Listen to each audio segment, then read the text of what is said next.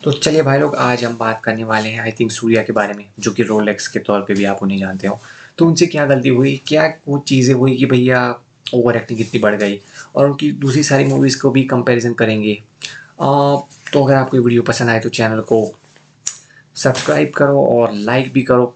अगर आपको ये वीडियो पसंद आए तो प्लीज़ चैनल को प्लीज़ सब्सक्राइब करो। तो मैं यही बोलना चाहूँगा कि भाई ये एक ऐसे एक्टर हैं कि जो जिनके भी बहुत ज़्यादा अच्छे फेज़ रहे हैं। कि भैया अर्ली फेज़ के बारे में बात करूँ इनके, तो उन्होंने डेब्यू किया था आई थिंक 1997 में, जो कि बहुत अच्छी बात है। ऐसी बात तो नहीं है कि भैया उन्होंने करके सारी चीज़ें छोड़ दी। बहुत ही अच्छे वे में, प्रॉपर वे में। आई थिंक वो फ्रेंड ही है थालापति विजय की, और उन्होंने भी बहुत सारी मूवीज़ साथ में की है। और चियान विक्रम ने भी बहुत ज़्यादा, मतलब जो अपरिचित है, उन्होंने भी बहुत ज़्यादा अच्छी मूवीज़ की उनके साथ। तो मूवीज़ के बारे में बात करूँ तो उनका टेस्ट पहले से ही बहुत ज़्यादा अच्छा रहा है, लेकिन उस वाले फ़ेज़ के बारे में अगर और ज़्यादा मैं बात ना करूँ, तो एक मूवी है आई थिंक सोनाली पोट्रो, मतलब कि जो सरफिरा है उसकी जो ओरिजिनल वन, तो वहाँ पे उनकी एक्टिंग कंप्लीटली ठहराव वाले वे में उन्होंने की है। मतलब कि ना ज़्यादा ओवर एक्टिंग होती है, ना ही ज़्यादा डम वाली वो एक्टिंग होती है कि भैया एक्टिंग ही नहीं हुई। वो एक कंप्लीटली ऑस्कर, मतलब ऑस्कर नहीं, sorry, national award winning actor रहे थे उस फ़िल्म के लिए, और वो बहुत ज़्यादा अच्छी मूवी थी। लेकिन दूसरी सारी अगर मैं चीज़ों के बारे में बात करूँ, कि अगर जय भीम है, उनकी ही मूवी थी जो ओटीटी पे आई थी, लेकिन वो मूवी भी बहुत ज़्यादा, उसमें भी हमें उस तरीके का ठहराव उनकी एक्टिंग में देखने को मिला था। किस तरीके से उन्होंने सारी चीज़ें एग्जीक्यूट की, किस तरीके से उन्होंने हमें चीज़ें दिखाई, किस तरीके से उसकी थीम्स थे। क्योंकि मैं थीम के बारे में बात कर रहा हूँ, क्योंकि वो ही प्रोड्यूसर थे इस मूवी के, दोनों ही मूवी के। और क्योंकि प्रोड्यूसर भी ये सारी चीज़ें देखता है कि किस तरीके से हो रही है सारी चीज़ें, या कुछ उठा-पटक या ऐसी-वैसी चीज़ें तो नहीं हो रही, लेकिन नहीं, कंप्लीटली अच्छे वे में सारी चीज़ें हमें देखने को मिली। तो मैं यही बोलना चाह रहा हूँ कि भई दोनों मूवीज़ तो हो गई, लेकिन अब बात आती है उनके लो फेज़ के बारे में, कि जो है कंगुआ से रिलेटेड। तो कंगुआ मूवी में क्या चीज़ें हुई, क्या मिस्टेक हुई, तो उसके बारे में भी मैं बात करूँगा।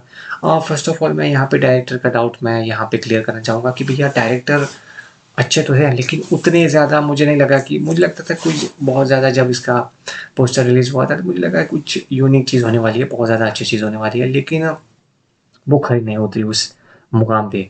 वो उस चीज़ में खरी नहीं उतरी कि भैया हाँ, हम कुछ बना रहे हैं, हम कुछ नया कर रहे हैं, और हम कुछ नई चीज़ें दे रहे हैं इंडिया को। वो चीज़ें मुझे बहुत ज़्यादा अच्छी लगी, लेकिन यहाँ पे ओवर एक्टिंग किस इस हद तक बढ़ गई, क्योंकि ये वही आदमी है जो कि जिसने रोलेक्स का 2 मिनट के रोल के लिए वो पूरे इंडिया में मशहूर हो गए थे। मतलब कि नॉर्थ में भी, साउथ में भी, सभी जगह पे एक ही नाम चल रहा था, जो कि था Suriya as a villain with no haters, कि भैया जिसका कोई हेटर है ही नहीं, वैसा वाला विलन। तो मुझे लगा कि भैया इस कैरेक्टर को से ज़्यादा अच्छा हमें कंगुआ मूवी में कैरेक्टर देखने को मिल सकता है, और वो भी ऐसा-वैसा नहीं, पूरे 2.5 घंटे या पौने 3 घंटे के लिए। लेकिन नहीं, मैं गलत था। वहाँ पे मुझे एक अलग ही चीज़ देखने को मिली, और एक अलग ही ओवर एक्टिंग वाली चीज़ देखने को मिली, जो कि मैं नहीं एक्सपेक्ट कर रहा था। इस तरीके के एक्टर जो कि नेशनल अवार्ड भी पा चुके हैं उनसे, क्योंकि यार आप इस तरह की एक्टिंग कर रहे हो, तो यहाँ पे कहीं न कहीं चीज़ें डायरेक्टर पे भी इफ़ेक्ट पड़ती है। कहीं न कहीं नहीं, मैं तो कहूँगा 90% चीज़ें डायरेक्टर ही फाइन करता है कि भैया हाँ, ये कट होगा या फिर ये वाली चीज़ें जाएँगी। तो मुझे कहीं न कहीं लगा कि ये जो डायरेक्टर है वो जो शिवा है, वो उतना ज़्यादा वहाँ पे उन्होंने थोड़ी और ज़्यादा अच्छी चीज़ें सोच ली, कि भैया यूथ के साथ ऐड करनी है चीज़ें, तो ये वाली चीज़ें तो चाहिए ही।